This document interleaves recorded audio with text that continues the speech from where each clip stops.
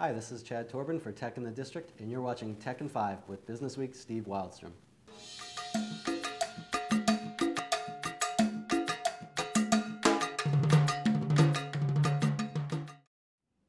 Let me begin by asking you, what has surprised you the most so far in 2009? Actually, I think it's probably that the PC business has held up better than I would have expected, which is not to say it hasn't been terrible. It has not been good at all, but it's not been nearly as bad as I thought, especially on the consumer side. We just saw the earnings results from Apple this week, and while their sales were off, especially their Mac sales, they weren't off very much. The industry is actually holding up pretty well, considering that there's been this almost complete collapse of capital expenditures by an awful lot of businesses. Interesting. What story are you already tired of writing about so far this year? Is there one thing you can put your finger on? Yeah, Twitter. And I've barely written about it. I'm tired of writing about it. I'm tired of reading about it. I still use it. It's useful in its own way, but it's become a fairly silly fad, and races to 1 million followers, and Oprah Twittering, although she doesn't seem to have much to tweet about. It's like most popular culture phenomena, it's gotten very silly very quickly. So if I never read another, I think there were 3 stories about Twitter in the New York Times yesterday, including the lead story, and of all things, the food section about tweeting recipes. So, I mean, Twitter's just sort of completely jumped the shark.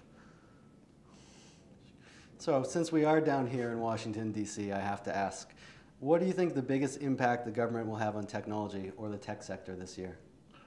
Well, I don't think it's exactly a single thing. I think it's more that we now have an administration that takes tech policy seriously. They're still in the process of formulating quite what it is they want to do.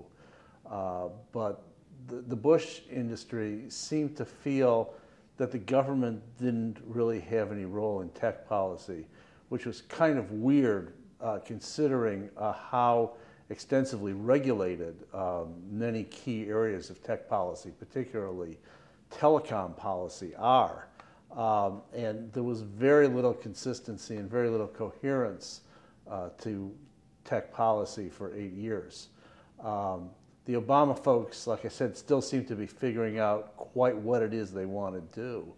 But they put some tech-savvy people into key places. I think the tech industry was a little bit disappointed by the choice of a chief technology officer, simply because I think they misunderstood what the White House thought that post should be. They thought it was going to be some sort of grand tech evangelist, when in fact what they really seemed to want was somebody to fix the government's own thoroughly messed up technology.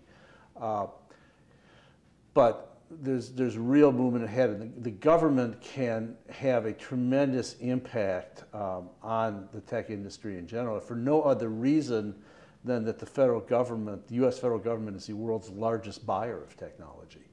And just by setting standards for the purchasing of technology, particularly in the security area, they can have a huge impact on the private sector. And I think you're going to see more and more of this as time goes on. Very interesting. Steve, you're a D.C. district longtime worker and resident.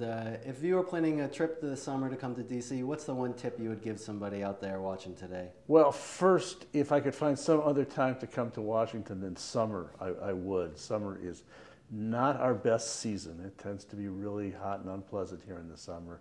But if you have kids and you're kind of the slave to school vacations, summer may be the only time you can come. There are some interesting museums here that are off the beaten tourist track. One is the Navy Museum, which is particularly wonderful if you got little kids, especially little boys. There's all sorts of stuff you can climb on and play with, and it's a very little known museum down at the old Washington Navy Yard in Southwest. There's also the new extension of the Air and Space Museum out near Dulles Airport, the Udvar Hazy Center, which is actually, I think, more interesting than the main Air and Space Museum downtown. It's just basically a great big hangar that is full of dozens of airplanes, and it's really very interesting.